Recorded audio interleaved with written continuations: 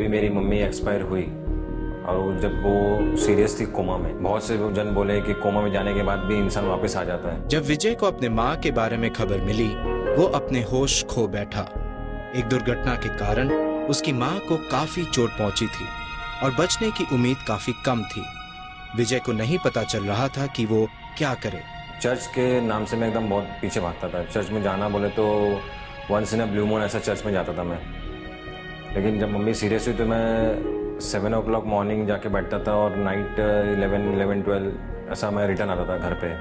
तो उससे मैंने प्रेयर चालू किया। अपनी बालिक अवस्था में विजय चर्च में बहुत कम जाते थे, लेकिन इस बार वो बाध्य थे कि कोई गिरजाघर ढूंढकर वहाँ प्रार्थना करें। फिर भी मैंने हिम्मत नहीं हारी। मैं बोला नहीं, अगर उसकी मर्जी है शायद उधर से कुछ गॉड गिफ्ट हो जाए, मिरेकल हो जाए। 5 months के बाद में वो एक्सपायर हो गई। अपनी माँ की मृत्यु से विजय बहुत उदास हो गए और प्रश्न पूछने लगे कि उनकी प्रार्थनाओं का उत्तर उनको क्यों नहीं मिला।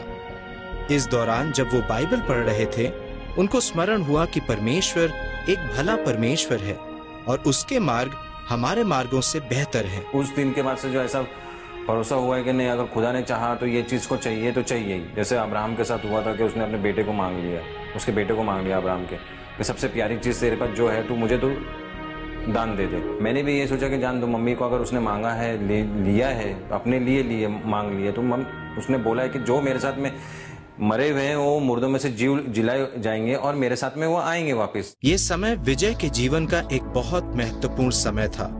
आत्मिक बातों के बारे में ज्यादा चिंता ना करके भी उसने अपने दुख के समय में शांति और सांत्वना को महसूस किया। लेकिन कुछ और घटनाएं विजय की परीक्षा लेने वाली थीं। एक दिन विजय को अपने टांग के ऊपरी भाग में दर्द का एहसास हुआ। जब उसने उस भाग को छुआ जहां दर्द था, उसको लगा कि वहां थोड़ी सी सूजन है। कई दिन तक इस अवस्था में रहकर उसको चक्कर भी आने लगे। कई सारे डॉक्टरों से चिकित्सा प्राप्त करने के बावजूद उसके हालात ठीक नहीं हुए। जब ये ऐसी परेशानी आई थी मेरे पास तो मेरा विश्वास एकदम उड़ गया था। मैं बोला परमेश्वर कोई नहीं है। मैंने बहुत बार झगड़ा भी किया वाइफ के साथ। मैं बोला परमेश्वर कुछ नहीं है। जब मेरे जीवन में इतनी परेशानी आ रही तो परमेश्वर को कुछ साथ देना चाहिए। लेकिन मेरी वाइफ ने हमेशा मुझे एक ही चीज़ बोला कि नहीं, आप हिम्मत रखो, प्रेयर करो, सब कुछ ठीक होएगा, आज नहीं कल ठीक होएगा। बाइबल में लिखा है आज नहीं कल मैं तुझे दूंगा, लेकिन तू मुझ पर भरोसा कर। विजय फिर से प्रार्थना में लग गए और पत्नी के साथ अपने शरीर के ठीक होने के लिए प्रार्थना करने लगे। और देखते ही देखते कुछ ही दिनों में उनकी बीमारी और सूजन दोनों चली गईं।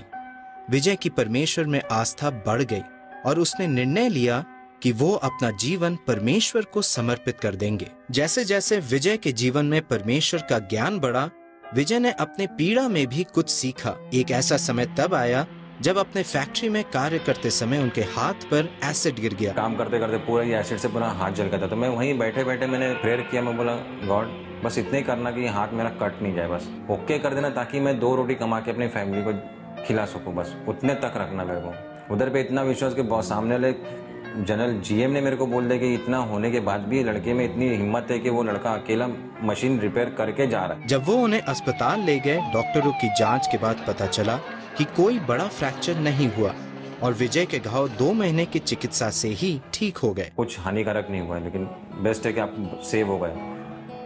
मैं 2 महीना इसमें था ये ट्रीटमेंट में, लेकिन सिर्फ इतना ही विश्वास है कि नहीं, अगर मेरा हाथ जला है तो ऊपर वाला ठीक करेगा जरूर। अगर उसने दुनिया में भेजा तो वही बचाएगा, वही अपना खाने का इंतजाम करेगा, वही सब कुछ देगा। लेकिन हमें विश्वास कम नहीं करना है। मैंने उधर भी विश्वास कम नहीं किया, मैंने हमेशा विश्वास रखा। आज भी विजय के जीवन में दर्द और पीड़ा है, लेकिन उनका परमेश्वर के भलाई पर विश्वास हर एक ऐसे अनुभव से बढ़ता रहता है। खुदा पे विश्वास करिए, परमेश्वर पे विश्वास करिए, परमेश्वर को कोसिए मत, क्योंकि उन्होंने आप बुराया जब तकलीफ आती तो आप उनको तकलीफ में कोस रहे हो। जब अच्छा वक्त था तभी आपने उनको पूछा नहीं। जब बुरा वक्त आ गया तो परमेश्वर को आप कोसते हैं कि हमारा ये तकलीफ हो गई, हमको ये प्रॉब्लम आ रहा है, हमको फाइनेंशियल प्रॉब्लम है, हमारा बच्चा बीमार हो रहा है। फाइनेंशियल प्रॉब्लम अच्छा था, जब बच्चे अच्छे थे तब मैंने खुदा को कितना याद किया, कितना मैंने चर्च अटेंड किया, कितना मैंने प्रेयर्स अटेंड किया, कितना मैंने अपने फैमिली के साथ में बैठ के प्रेयर किया है। हम लोग ने जितना खुदा के लिए नहीं किया, जितना खुदा ने हम लोग के लिए किया है। खुदा ने अपने लिए गाली खाई है, थूका गया उनके मुंह पे, अपने लिए पसली में भाला खाया है उनने, और आज हम उन्हीं को कोसेंगे। उसने हमारे लिए पापों से हमको छुटकारा दिलाया है। परमेश्वर परीक्षा लेता है कि अपने लोगों की कि जो उनके विश्वास करते हैं उनके पर, उनका विश्वास और कितना मजबूत है, और जो विश्वास नहीं करते उनको और विश्वास कराने के लिए, विश्वास दिलाने के लिए कि मैं जीवित परमेश्वर हूँ, तुम मुझ पर विश्वास करो तो मैं तुम्हें तकलीफों से छुटकारा दिलाऊंगा मैं।